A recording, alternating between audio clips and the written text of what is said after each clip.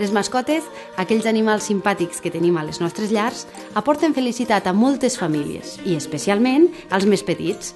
Però si no tenim cura de la seva higiene i salut, aquesta felicitat es pot veure alterada per l'aparició de malalties que fins i tot poden afectar a grans i petits. Avui, a La vostra salut, us volem explicar quines mesures higiènico-sanitàries heu d'aplicar als vostres animals de companyia.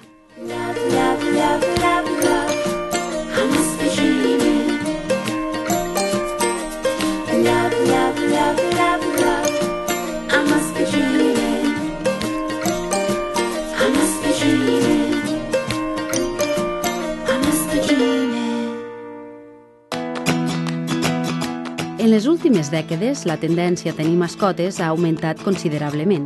I és que la seva companyia ens pot ajudar en aspectes com ser persones més sociables, combatre la soledat i la depressió i fins i tot incrementar la nostra sensació de seguretat.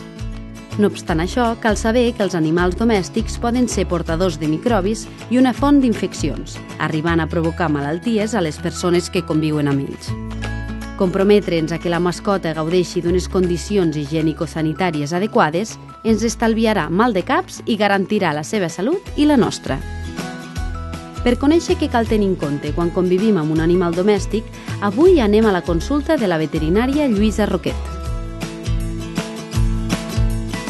Quan decidim adquirir una mascota, ja sigui comprar-la o adoptar-la, el primer que hem de tenir en compte és intentar que el lloc d'on l'adquirim tingui les mesures sanitàries adequades, si pot ser. Després, seguidament, hauríem d'anar al veterinari, el més aviat possible, perquè ens faci una revisió general, una desparasitació, tant interna com externa, i després fer la programació del calendari de vacunacions i la identificació.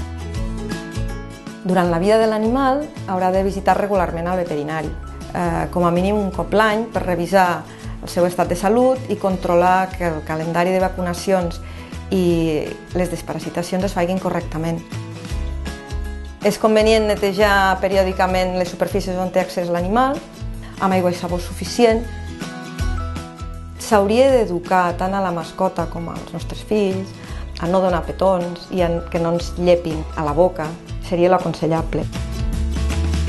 La prevenció és important tant per la mascota com per al propietari, per les dues bandes, perquè implica la salut de la mascota i la salut de la família.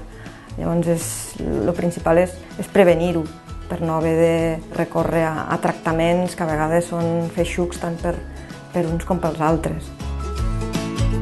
Doncs ja ho heu sentit. Si teniu mascotes, cal que les porteu al veterinari un cop a l'any, que us renteu les mans després d'haver-les tocat, sobretot si aneu a menjar, i no permeteu que us llepin a la boca.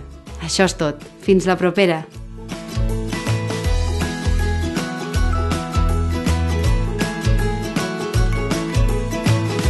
Fundació Crèdit Andorrà, al servei de les persones.